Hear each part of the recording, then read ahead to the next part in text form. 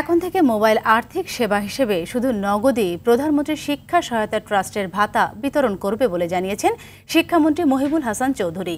বাংলাদেশ সচিবালয়ে প্রধানমন্ত্রী শিক্ষা সহায়তা ট্রাস্ট, বাংলাদেশ ডাক বিভাগ ও নগদ লিমিটেডের মধ্যে ত্রিপাক্ষিক চুক্তি স্বাক্ষর অনুষ্ঠান শেষে একথা বলেন তিনি। শিক্ষামন্ত্রী জানান, এখন থেকে মোবাইল আর্থিক সেবা নগদই প্রধানমন্ত্রী শিক্ষা সহায়তা ভাতা বিতরণ করবে।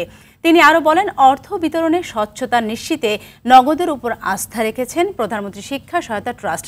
ত্রিপাক্ষিক এই চুক্তিতে স্বাক্ষর করেন প্রধানমন্ত্রী শিক্ষা সহায়তা ট্রাস্টের ব্যবস্থাপনা পরিচালক স্মৃতি কর্মকার, বাংলাদেশ ডাক বিভাগের পরিচালক মোহাম্মদ আবু তালেব ও নগদের নির্বাহী পরিচালক মোহাম্মদ সাফায়েত আলম।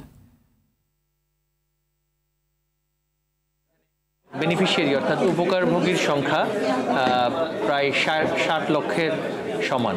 এই বিশাল সংখ্যক উপকারভোগীরা যাতে করে যথাযথভাবে সরাসরি নিজেদের যাচাইকৃত অ্যাকাউন্টে তারা যাতে করে এই অর্থ পায়, তাই আজকে মোবাইল ফাইন্যান্সিয়াল সার্ভিস নগদের সাথে এই চুক্তিটা সম্পন্ন হয়েছে, যাতে করে আমাদের বেনিফিশিয়ারিরাই তারা অর্থটা যাতে সরাসরি পায়।